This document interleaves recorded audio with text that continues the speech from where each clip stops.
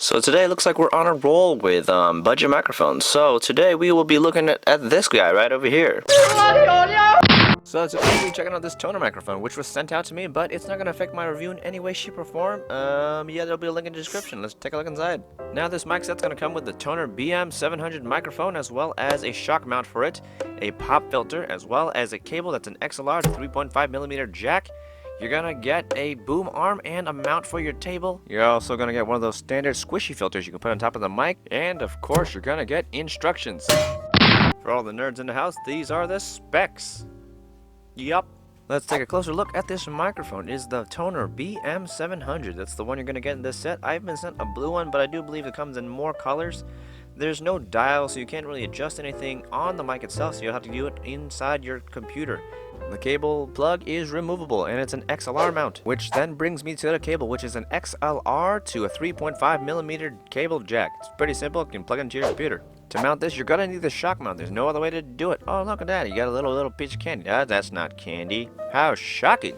Now, while the standard mount that you're gonna get for the boom arm is gonna be like 5/8 of an inch of a thread, there's also an option of 1/4 inch by removing the little orange golden bit inside, just in case you want that. Moving on, you get a pop filter, which has a little mount over here that you can mount on anything you'd like. It's got a flexible arm, so you can angle it any way you'd like.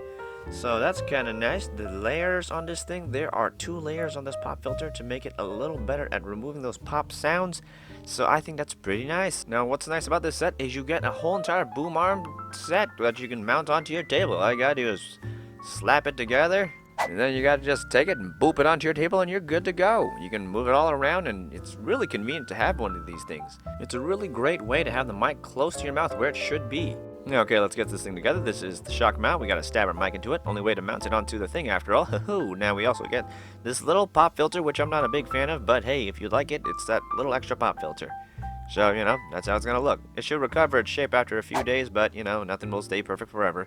All you gotta do is screw it onto your, boom arm. There you go. Ta-da! Of course, to top it off, we're gonna put on this little bit here, the secondary pop filter. At this point, I'd probably remove the little fuzzy one. Here's the cable, stab it in, and we're good to go. Yep. Now, if you're like me and you don't have a little mic port on your computer or laptop, you buy a little sound card. I got the little Sabrent one, and here is the device itself. It's pretty small. It has a little port for your headphones and your mic. All you gotta do is plug it into an open port, and you'll be good to go. Alright, I've actually been using this mic this entire video, but I've had it connected to my computer as well as to the camera right over here that is recording me right now. What you are currently hearing is how I sound on the computer. This is how it's going to sound without any boosting that I usually have to do with this mic. And this mic filter, I do think you don't really need it. Alright, so here's the P sound, so you get to see if there's any popping. Now, if I remove it, because of the double layer filter you already get here, I think it's sufficient enough to just kind of chuck this one away. So you're going to make a P sound, and it's not going to have that pop, because that's what this pop filter is here for. So, I think you can just chuck away the styrofoam one, in my opinion. Now, because this is a 3.5mm jack, I can technically plug this into my camera. So let's try that right now. Okay, so this time we're plugged into the camera to see how this sounds. My camera seems to give a little bit more power to the mic, therefore allowing it to be a bit louder in terms of its ability to record my voice. I don't have to be so close to it.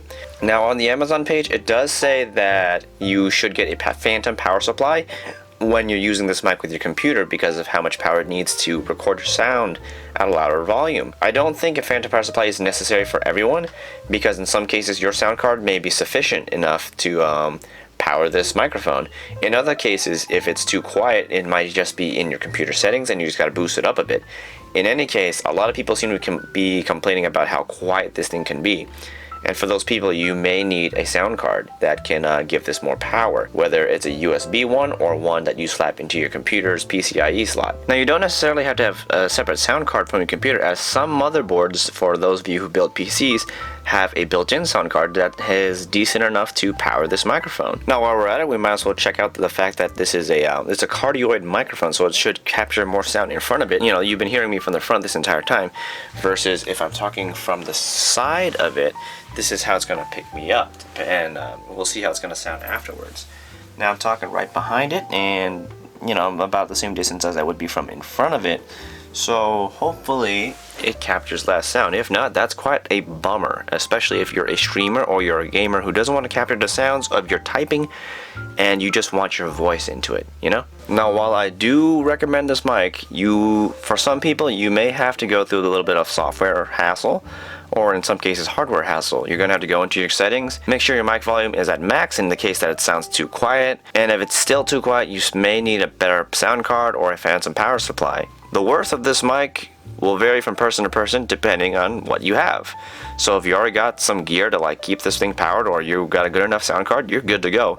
For those who just have like a laptop with no power supply or whatsoever, you may need to buy extra things, and if you're lucky, maybe the laptop itself has enough juice to power it.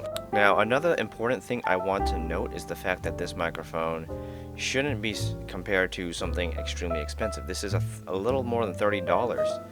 And you're getting a whole set. You're getting a microphone, you're getting a boom arm that mounts to your table, you're getting a pop filter, a little foam one that I dropped somewhere, and the sound quality is pretty decent, despite being a little quiet, which can be solved in software or through some hardware, such as a sound card. That said, I can say there's a lot of worth in what you get in this mic. There's just a little work that you need to put into it.